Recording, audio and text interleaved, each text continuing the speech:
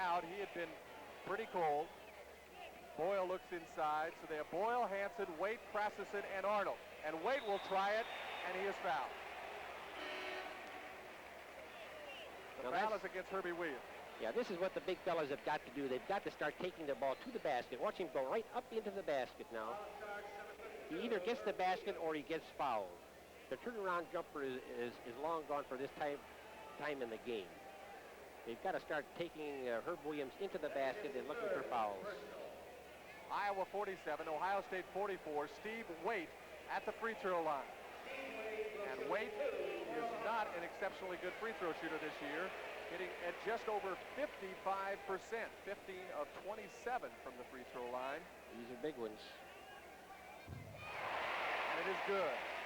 Waite so calm and cool out there at the line, just like he was against Georgetown in that now famous 81-80 victory last year in the regional championships in Philadelphia. Second one no good. So a 4-point advantage for Iowa. Mark Gannon has checked in for Kenny Arnold, who was in foul trouble. So Gannon and Hansen out there, along with Boyle, Krasison, and Waite. Penn, Huggins, Smith, Kellogg, and Williams going for Ohio State with 8:45 to go.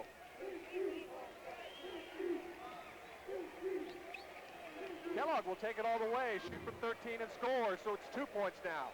48-46. It's nervous time here in the Iowa Fieldhouse. 8 minutes and 30 seconds remaining.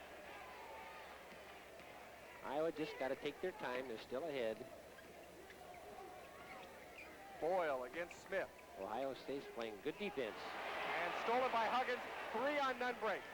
And there is Hansen, and he commits the foul. So Bobby Hansen is called for the foul from the outside. That's a good foul. It's a good foul at that time. Let's make him make those free throws from that line. Let's not give him that one. We have enough bench strength to waste a foul here. Bobby Hansen commits his second foul, and now all of a sudden the team fouls begin to be a problem for the Hawkeyes. They've committed 6, so the next one will send Ohio State to the line 1-1. Ohio State, on the other hand, has only 3 team fouls here in the second half. Watch the foul now coming from behind here. Gets a shooting hand. And we've got a tie ball game, 48-48, and a timeout on the floor. We'll be back in just a moment.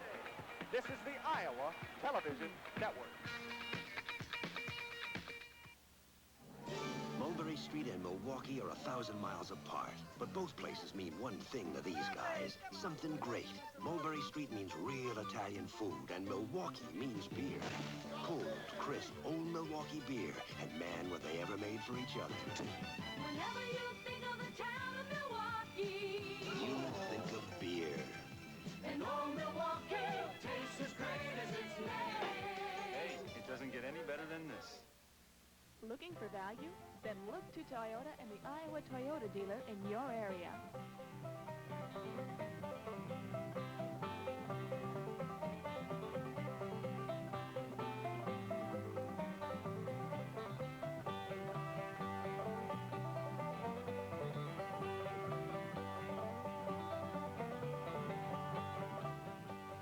See the Toyota dealer in your area. You talk value, you're talking Toyota.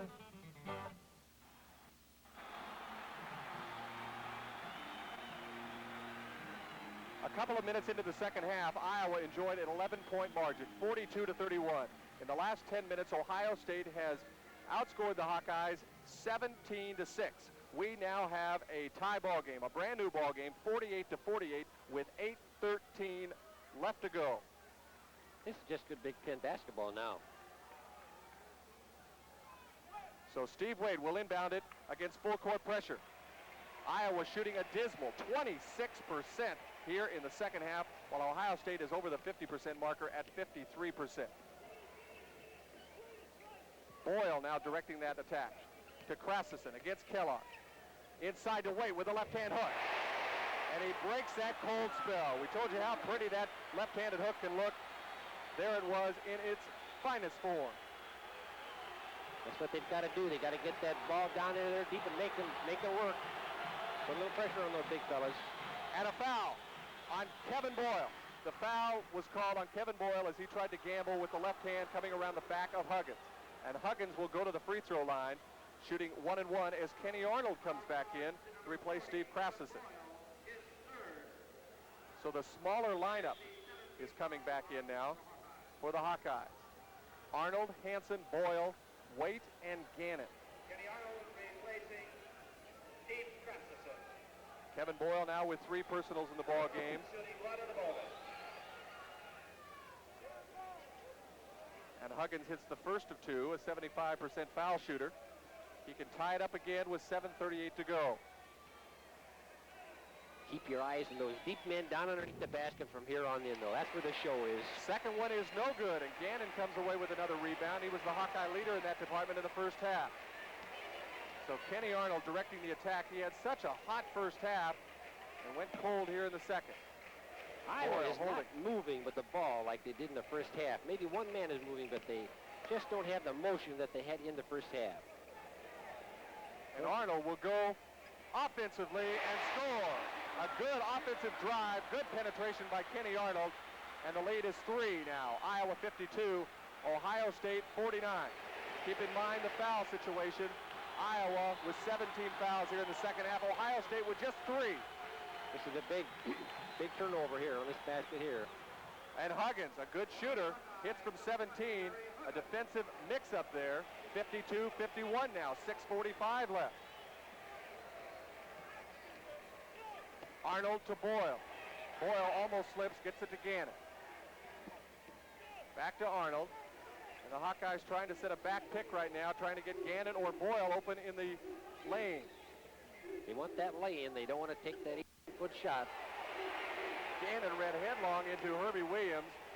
Almost went down inside. The Hawks being very patient for a shot. There's Gannon. He's all alone. And really a horrible shot inside. If he'd have just turned around, he had an easy layup. And Ohio State can go on top. Iowa did just exactly what they wanted to do, but when Gannon turned to go to the basket, I think he was almost intimidated by the fact that there wasn't anybody there. Under 6 minutes now, Iowa with a very tentative 1-point lead. And make that Ohio State with a 1-point lead, 53-52.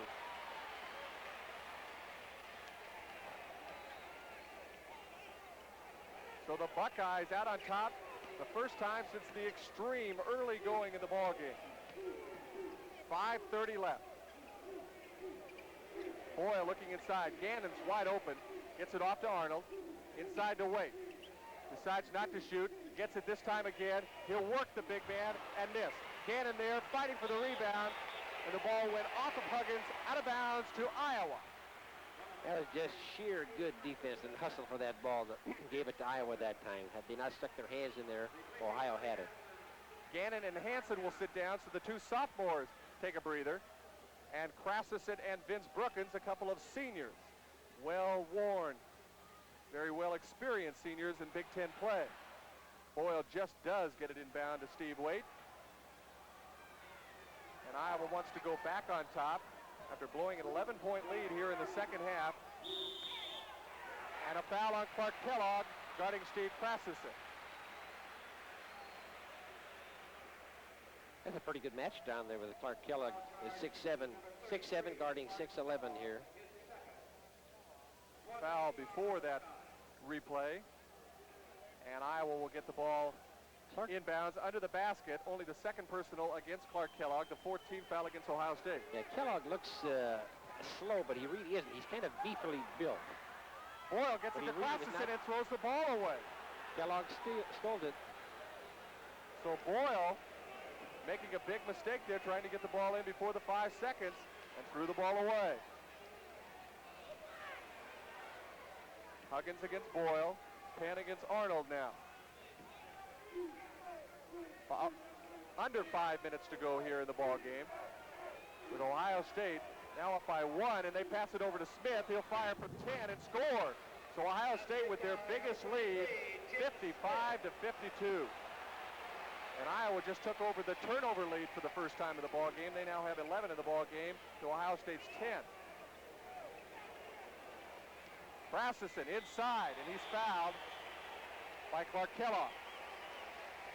Well, that's what Iowa has to do. They've got to get the ball down in there deep. They've got to go to the basket. They can't use those turnaround jumps.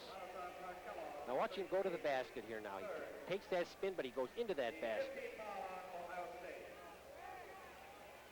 Kellogg picks up a couple of quick ones there. Second and third personal fouls. Now 5 team fouls against Ohio State as Iowa gets ever closer to that one-on-one opportunity.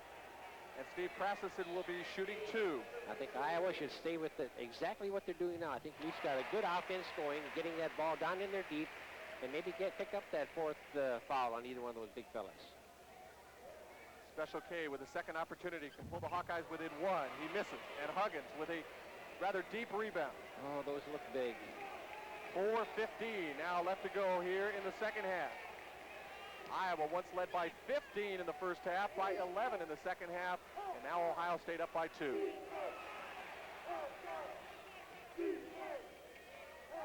And we're under 4 minutes.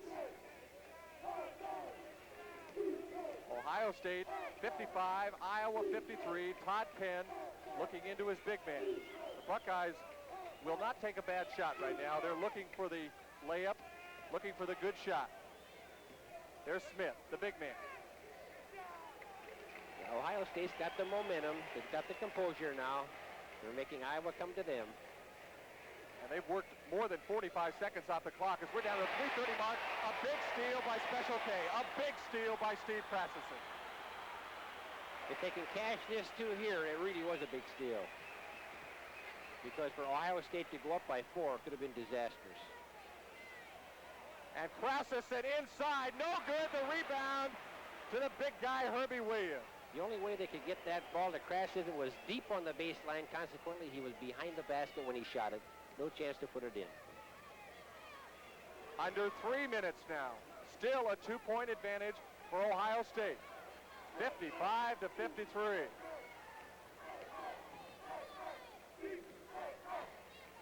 Herbie Williams out very deep. Krasicin goes for the steal again against Big Smith. Huggins against Boyle. Working off that clock. We're down to 2:35 now. In the corner, good pressure. Williams almost stolen away by Kenny Arnold. Todd Penn.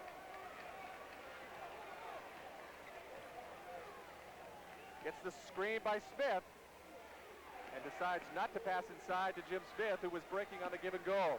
Down to 2:20 now. They've got Gannon up and ready to come in. And Clark Kellogg, not with good shot selection, scores, and that's a big bucket there. It's now 4 points, and you got to get into gambling time now. It's going to take a timeout. And Olson wants a timeout with the score 57-53. 2 minutes and 2 seconds to go here in the ballgame. This telecast is a presentation of the Iowa Television Network with all rights for television owned by Carnaby Square Teleproduction. Any use of this telecast, either in whole or in part, live or delayed, without the written consent of Carnaby Square Teleproductions is strictly prohibited. Well, Bob Schultz, what do you make of it at this point? Well, I think that it's just exactly the way I tried to call it earlier here. I was hoping that maybe Herbie Williams would make a few baskets, but the Clark Kellogg would not get hot, and he's done just that. He has brought them back. And he does it so well because he took a shot out there with a 2-point lead that most people would not take, and he threw that thing up there like it was a lay-in. Ohio State is going to really be tough from here on in. There's a lot of time left yet, but they've got the momentum going for them. Well, they've proven one thing to me, and that is they have the ability to come back on the road, and that is so very, very important. What a lot of character that shows. They're a fine ball club. This is a typical Big Ten basketball game, though. It's rough and tumble, and they don't give anybody any extra shots down there. You got to earn everything you get. So a chess game going now between Lute Olson, head coach and coach of the year for the Iowa Hawkeyes, against Eldon Miller and the Ohio State Buckeyes.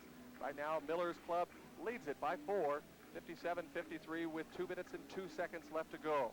Iowa will go with Kenny Arnold, Kevin Boyle, Vince Brookins, Mark Gannon, and Steve Waite. Ohio State will counter with Larry Huggins, Todd Penn, Jim Smith, Clark Kellogg, and Herb Williams.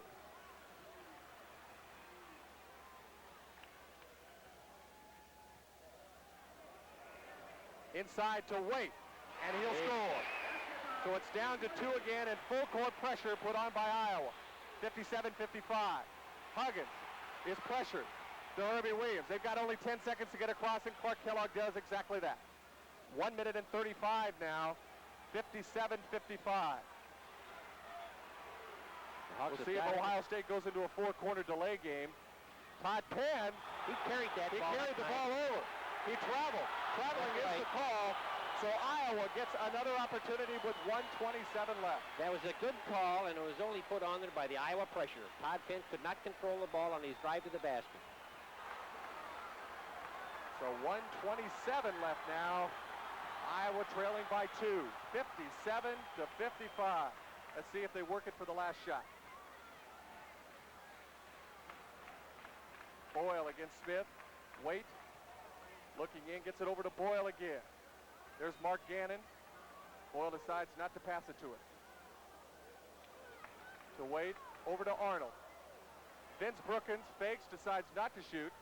Kenny Arnold penetrates, comes back out. Vince Brookins, 18-footer, it's blocked! And Todd Penn with the rebound, and Williams will have a slam. No, he decides not to go up as Vince Brookins hammers him. Brookins took really an ill-advised shot. It was knocked away. Penn came down with the rebound, tossed ahead to Herb Williams, and Brookins committed the foul. Well, that was the typical Brookins shot from the free throw line there, but you've got a 6'10" man coming at you, and he just didn't give it enough arch to go over the top. 49 seconds left to go now, and Iowa has to get the ball back again. Big Herbie Williams, 68% from the line. These are two pressure free throws. And the first one is no good. Well, that's good. That brings it down to a possible three-point play, which could tie the ball game up. Puts us on odd numbers. That's if he makes this one. Williams with the second one. He can put his team up by 3. It is good. And we have a timeout called by Ohio State. 58-55. The Buckeyes lead in this one. And what do you do when you're down by 3 and it's that odd number situation, Bob? Well, I wish I could listen to what Eldon Miller is telling him now, because there's a little bit too much time left to let them come down and take that unmolested shot and get 2 points, because Iowa can turn right around and put that full court pressure on you now. So it'll be interesting here what they do, or how they will let Iowa take that first shot down here. If I were Iowa, I would go to that basket and play for the 3-point play. Get the basket if they don't fight, and put that full court pressure on. Give it to one of your big men, Mark Gannon or That's Steve right. Waite. Get it down in there deep and go right to the basket. This Saturday at 3 o'clock, the Iowa Television Network will be bringing you another exclusive telecast of the Iowa Hawkeyes as they take on the Spartans of Michigan State. Join us for another exciting Big Ten matchup Saturday at 3 o'clock right here on the Iowa Television Network. 49 seconds to go, and Lute Olson trying to get 3 elusive points. Down 58-55. A big free throw, a big pressure free throw by Herbie Williams with 49 seconds to go in the ballgame. And remember, Iowa still not in the 1-1.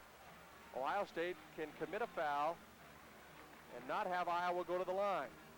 So Iowa has to score one rather quickly here and then try to get a turnover. Iowa has gone so cold. They've only scored 17 points in this entire last half. It's almost unbelievable. In the meantime, Ohio State has scored 30. As Iowa just having a dismal second half in the shooting department, down around the 30% mark. Down to 45 seconds now. Kenny Arnold over to Kevin Boyle. Boyle looks, fires, tipped up, and a foul is called against Jim Smith. Well, that time the foul was called. The big man coming out, though, and blocking that shot. They're putting pressure on him. You got to give Ohio State credit. So that will send Boyle to the line as we take a look at this foul again. You can see it, very definitely a foul situation. There he is. He slaps his right hand.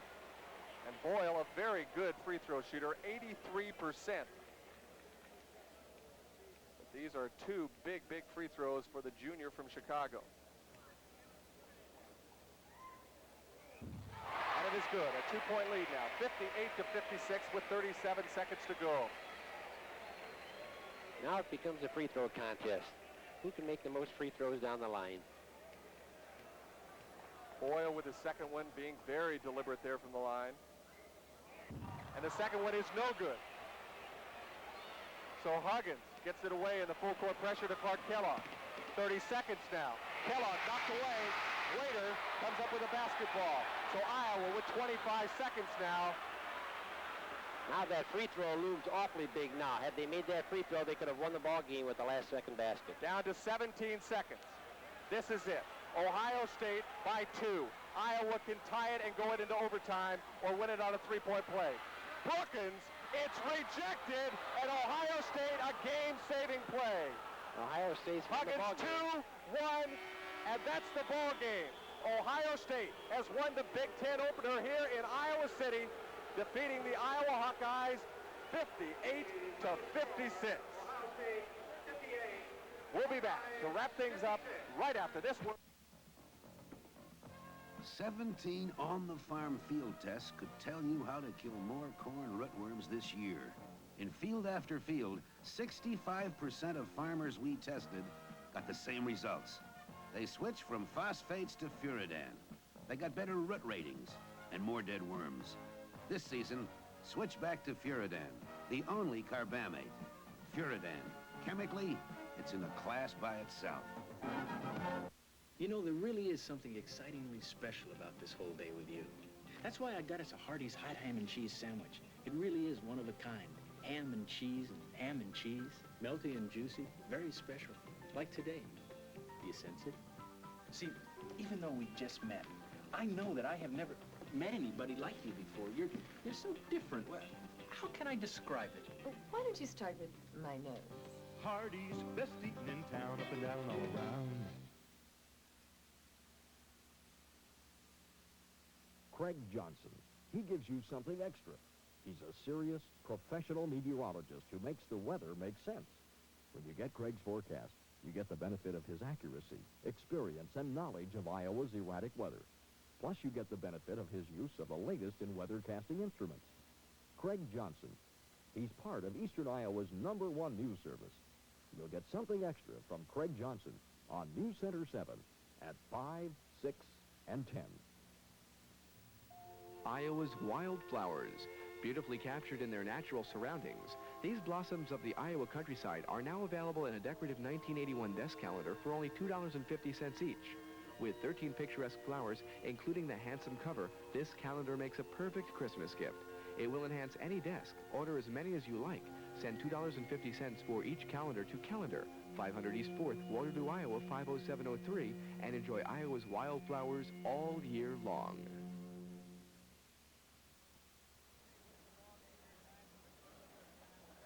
So very disappointed Iowa house crowd goes home tonight as Ohio State wins the Big Ten opener here in Iowa City. The final score was Ohio State 58, the Iowa Hawkeyes 56. The Hawkeyes jumping out to big leads in the first half of 14 and 15 points and had a 10-point advantage at halftime, 38 to 28. In the second half, though, they came out just stone cold from the floor, were intimidated inside on their shot selection, and were outscored by the Buckeyes 30 to 18. It was a very deliberate second half, and Vince Brookins had an opportunity to tie it in the final 6 or 8 seconds, and instead his shot was rejected. Bob Schultz, take a look at the rejection here as Kevin Boyle gets it inside to Vince Brookins. This looks like a good defensive maneuver. In fact, it was a good offensive maneuver. He had the ball on the inside. The man sloughed over to get him. It was just a matter of a big guy on a little guy, and he could not get it up to the basket. So credit Herb Williams with a big rejection late in the ball game, the game saver, as the Buckeyes beat the Hawkeyes 58 to 56. Recapping some of the scoring here tonight, Clark Kellogg led the Buckeyes with 16 points, and we said early, Bob Schultz, that he would have to be shut out, and obviously in the second half he was not. Well, he only got 10 points, but he got them when they needed him, and that's the leader that he is. When they got up to, he let the other fellas kind of lead him up. They started dropping the ball into Williams. He got a couple baskets. Huggins, the guard, hit a couple. Penn hit a couple 3 steals, and all of a sudden, when you needed him to win the ball game, he came through with a couple of those jumpers, and he is a leader, no doubt about it. Clark Kellogg's bucket really was the game winner there with a couple of minutes to go in the ball game. Herbie Williams had 14 points for the Buckeyes. Jim Smith had 10 points, and he's not really a big scorer. Larry Huggins with 9. And here was the big difference probably. Todd Penn, the sixth man, just 5 feet 9 inches tall, came off the bench with 9 points. As Carter Scott did not look good in the first half, and in fact, did not even play in the second half. For the Iowa Hawkeyes, they were led by Kenny Arnold with 14 points, but he had 11 of them in the first half, and we did not see much of him in the second half at all, Bob. This is true. In fact, I think that if you can point out two really glaring point totals here are Brookins with 4 and Gannon with 2. Now, it isn't that they didn't take the shots. They had shots down underneath there, but they were intimidated a couple of times, and for a long time there, Brookins never even felt the ball. And all of a sudden, they got back down here, and Lute figured that this is his man, and they went to him, and unfortunately, he got 2 shots blocked. But they just had bad games, and that'll happen. This is a very disappointing loss for the Hawks. You just can't afford to lose them at home. Vince Brookins had come into this ball game with double figures in each and every one of the 9 previous Hawkeye ball games, and tonight with just 4 points, as Bob Schultz mentioned. Kevin Boyle had 13 points. Steve Wade had 7. Mark Gannon with just 2. Steve Krasison with 12. Bobby Hansen with 4. And as we mentioned earlier, Kenny Arnold with 14 points. But Todd Penn had to be the catalyst out there. He seemed to confuse Kenny Arnold just a little bit. That was just a very key matchup. It was very unusual, too, because he stole the ball 3 times off of Arnold out there and made baskets, at least 2 baskets and 2 free throws.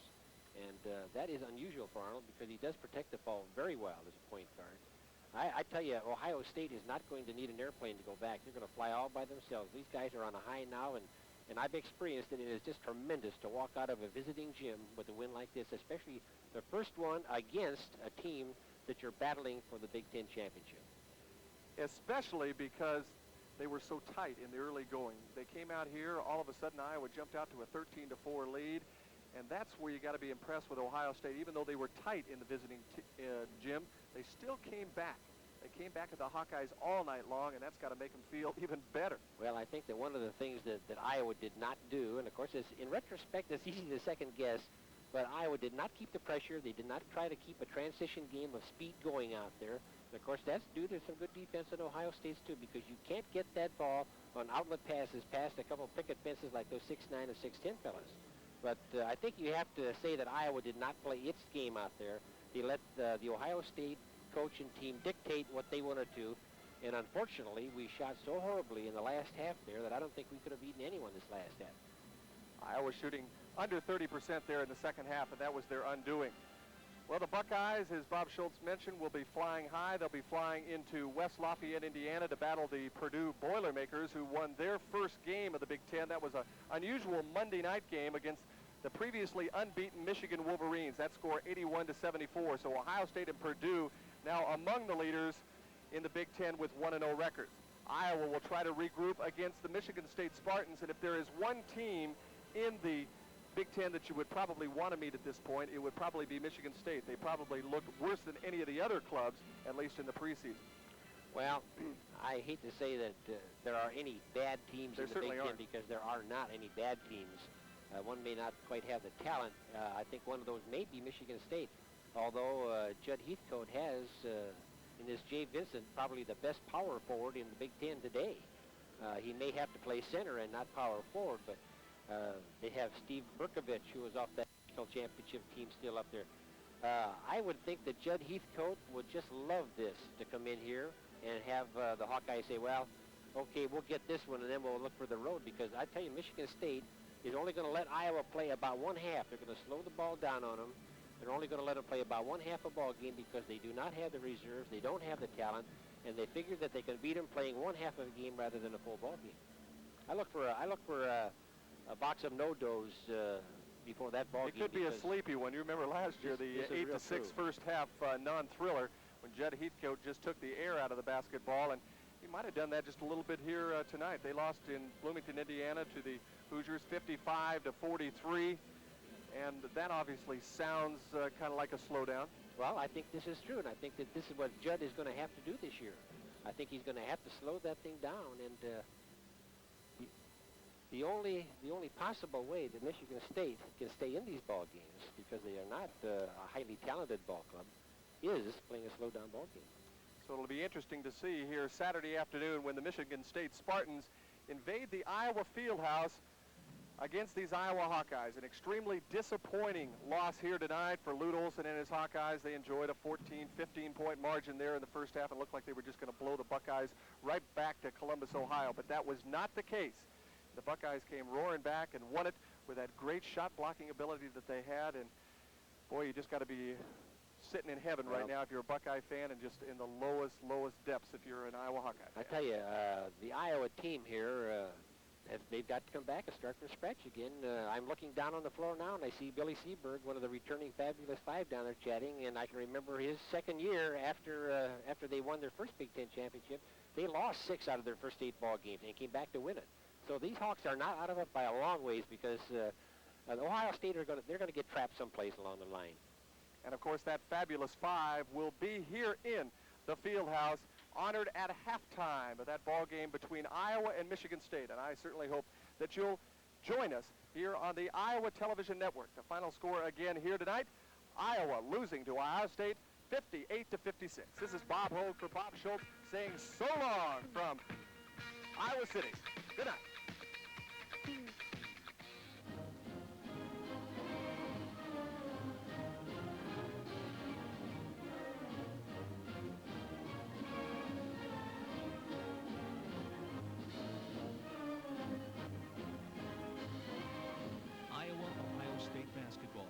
From Iowa City has been a presentation of the Iowa Television Network and brought to you by Hawkeyes, best eaten all around. By FMC, makers of Furidan insecticide nematicide for corn rootworm control. Furidan in a class by itself. By your Iowa Toyota dealers. When you talk value, you're talking makers of Treflan. You'll get a better weed control with Treflan, and this year get more value per gallon. A whole catalog full. See your Ag Chem dealer. And by checking with interest,